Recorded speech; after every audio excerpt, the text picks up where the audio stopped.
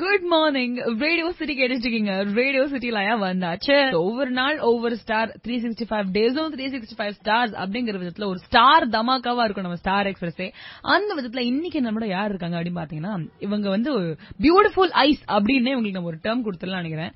அவன் இவன் படம் மூலமா 2011ல இண்டஸ்ட்ரிக்குள்ள வந்தாங்க. அதுக்கப்புறம் பாகன், தெகிடி, அதே கண்கள், முப்பரிமாணம், பலூன், விதி மதி உல்டா அப்படின்னு இப்ப கடைசி ஒரு படமும் பண்ணிருக்காங்க. குட்டியா துருதுருன்னு ஒரு நடிப்போட, பெரிய கண்ணோட, பியூட்டிஃபுல்லான ஸ்மைலோட எப்பயுமே நடிப்பாங்க. நம்மளோட இன்னைக்கு ஸ்டார் எக்ஸஸ்ல ஜனனி ஐயர் தான் இருக்க போறாங்க. நிறைய விஷயங்கள் அவங்க கிட்ட நம்ம பேசி தெரிஞ்சுக்க போறோம். அவங்களோட பெஸ்ட் ஃப்ரெண்ட் யாரு, அவங்க சைல்ட்ஹுட் எப்படி, அவங்களுக்கு என்ன பிடிக்கும், அவங்களுக்கு என்ன பிடிக்காது, அவங்க படங்கள், இது எல்லாத்த பத்தியுமே நம்ம பேச போறோம். இப்ப நீங்க வந்து மலையாளம் இண்டஸ்ட்ரியிலும் ஃபிலிம்ஸ் பண்ணிருக்கீங்க, தமிழ் இண்டஸ்ட்ரியிலும் ஃபிலிம்ஸ் பண்ணிருக்கீங்க. ரெண்டு இண்டஸ்ட்ரீஸ்க்கு ரொம்ப ஸ்ட்ராங்கான ஒரு டிஃபரன்ஸ் இருக்கு. மலையாளம் இண்டஸ்ட்ரி வந்து மலையாளம் ஃபிலிம்ஸ் மோர் எமோஷன் பேஸ்டா இருக்கும். அண்ட் தமிழ் ஃபிலிம்ஸ் வந்து மாஸ் அண்ட் எமோஷன் பேலன்ஸ்டா இருக்கும். சோ நீங்க இந்த மாதிரி நீங்க என்ன டிஃபரன்சஸ் பாத்தீங்க இந்த படத்துல நடிக்கும்போது, இந்த மாதிரி டிஃபரன்சஸ் தெரிஞ்சிருக்கு அப்படின்னு என்ன சொல்லுங்க? Immediate difference that I found was the time frame. Like அங்க வந்து ஒரு மாசத்துல ஒரு படம் எடுத்து முடிச்சிட்டு அடுத்த மாசம் ரிலீஸ் பண்ணிடுவாங்க அந்த மாதிரி. பட் இங்க வந்து எல்லாமே பிரம்மாண்டமா இருக்கும். ஒரு ஆடியோ லான்ச் வச்சு ஒரு வருஷமா ஒரு படத்தை எடுப்பாங்க, எல்லாமே பெருசா செலிப்ரேட் பண்ணுவாங்க. சோ அந்த எனக்கு தெரிஞ்சு இவ்வளவு நம்ம மலையாள படங்கள் பண்ணும்போது ஒன்னுத்துக்குமே ஆடியோ லான்ச் எல்லாம் பெருசா இருந்தது இல்ல. உடனே ரிலீஸ் ரிலீஸ் அது அந்த பெரிய ஒரு இது இருக்காது. இப்ப டக்குனு they just release it. So அதுதான், that's the first difference that I found there. Not that இங்க ஸ்டோரி ஓரியன்டட் வரல, அங்க இன்னும் மோர் கண்டென்ட் ஓரியன்டட், இன்னும் நிறைய நம்மளே அதை பார்த்து நிறைய ரீமேக் பண்றோம் இங்க.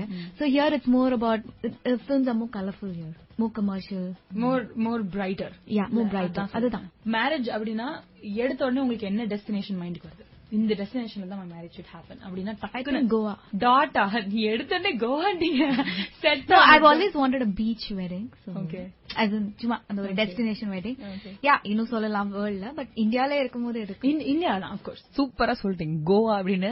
அடுத்து இன்னும் நிறைய விஷயங்கள் நம்ம ஸ்டார் எக்ஸ்ல பேச போறோம். இவங்களோட ஸ்ட்ராங்கஸ்ட் கிரிட்டிக் யாரு தெரிஞ்சுக்கலாம். உங்களுக்கு வந்து ஒரு ஸ்ட்ராங்கஸ்ட் கிரிட்டிக் உங்களோட லைஃப்ல இவங்களாலதான் நான் ஃபிலிம் பண்ணும்போது நல்லா இருக்கோ இல்லையோ காரியத்தை பொறுத்து அவங்க கிட்ட வாங்கிப்பேன், நல்லா இருக்க சொல்லணும் வாங்கிப்பேன் அப்படின்னா ஒரு பர்சன் யார சொல்லுங்க? இதுதான் இவங்க தான் கிரிட்டிக் அப்படின்னா? ஆமா, பிகாஸ் நல்லா இல்லன்னா அப்படியே மூஞ்சிக்கு நேரா சொல்லிடுவாங்க, அது ரொம்ப ஹாஷா சொல்லிடுவாங்க. பட் நல்லா இருந்ததுன்னா அவங்க தான் ஃபர்ஸ்ட் நல்லா இருக்குன்னு சொல்லிடுவாங்க. Very nice. இப்ப பிலிம்ஸ்ல வந்துட்டு இப்ப அவங்க ஸ்கிரிப்ட் சொல்லும் போது இதெல்லாம் இதுவே நமக்கு கஷ்டமா இருக்குமோ, ஒரு வேலை பண்ண முடியுமா அப்படிலாம் சில இடத்துல யோசிச்சிருப்பீங்க. சோ அந்த மாதிரி யோசிச்சு பட் தென் உங்களால அதை ப்ராப்பரா எக்ஸிபிட் பண்ண முடிஞ்சது அப்படின்னா ஏதாவது ரெண்டு இன்சிடென்ட் சொல்லுங்க. பிசிக்கலா டிரான்ஸ்ஃபார்ம் பண்ற அளவுக்குலாம் எந்த ரோல்ஸும் இல்ல, but mostly like the girl next door and something that I could relate to. But my first film was quite different. அவன் இவன்ல வந்து baby and the constable baby, I think that was very very different because எனக்கும் அந்த கேரக்டருக்கும் சம்பந்தமே இல்ல. But I think it was very cute, like baby மா பேர்ல இருந்தே everything was like very funny. So I think it wasn't challenging, but எப்படின்னா Bala sir இருக்கனால அவர் எல்லாமே சொல்லி கொடுத்துருவாரு.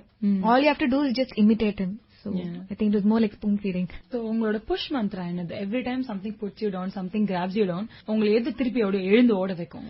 With respect to cinema, I don't take anything to my head or to my heart, like success or whatever, failure, because I know everything, nothing is constant, so everything is going to keep changing, so just go with the flow and be happy.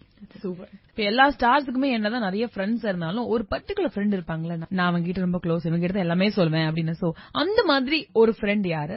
And அவங்களுக்கு ஒரு song dedicate பண்ண சொன்னா என்ன song dedicate பண்ணுவீங்க and ஏன்? நேகிதியே படத்துல இருந்து தேவதை வம்சம் இவ்வளோ அந்த பாட்டு வந்து I want to dedicate to my best friend Priya. She's in the US. என்னன்னா நாங்க childhood friends, so ரொம்ப வருஷமா friends. But what is so special is என்ன பத்தி ஏதாவது இன்டர்வியூஸ் எது வந்தாலுமே எனக்கு தெரியவே தெரியாது, ஏதோ ஒரு நூக்கன் எங்கேயோ வந்திருக்கும், but she'll be the first person to see and send me a screenshot. Even though she's living like thousands of miles away, அவங்க எப்பவுமே well connected இருப்பாங்க. So I think she's really a very special friend to me. She's always been there. Even like இப்போ நான் சொல்லவே வேணாம் that I'm feeling low, அவங்க வந்து திடீர்னு hey are you okay அப்படின்னு திடீர்னு கால் பண்ணுவாங்க அங்க இருந்து. So I would have actually thought about it, but அவங்க வந்து சம்பந்தமே இல்லாம கால் பண்ணுவாங்க. So I think that's the connect that we have. So இதுக்கு நீங்க பண்ண படங்கள் பாத்தீங்கன்னு வச்சுக்கோங்களேன், இப்ப தெகிடி முப்பரிமாணம் எல்லாம் பாத்தீங்கன்னா ரொம்ப ஒரு சீரியஸான ரோல்ஸ் தான் பண்ணிருக்கீங்க. பட் முதல் முறையா ஒரு ஹாரர் பிலிம் பலூன் நடிச்சிருந்தீங்க. சோ அந்த ஸ்டீரியோ டைப், அதாவது எப்பவுமே நீங்க வந்து சீரியஸ் பிலிம் நடிப்பீங்க அப்படின்ற ஸ்டீரியோ டைப்பை உடைக்கிறதுக்காக நீங்க பலூன் பண்ணீங்களா? அது ஒரு ரீசன் சொல்லலாம்.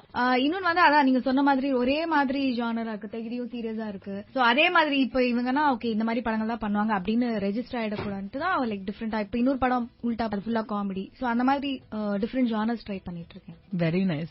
சோ இன்னைக்கு வந்து உங்களுக்கு இன்டர்வியூ கொடுத்து ரொம்ப எக்ஸைட்டிங்கா சூப்பர் நிறைய விஷயங்கள் சொன்னீங்க. Thank you so much. Radio city Tamil எங்கேயும் எப்பொழுதும்.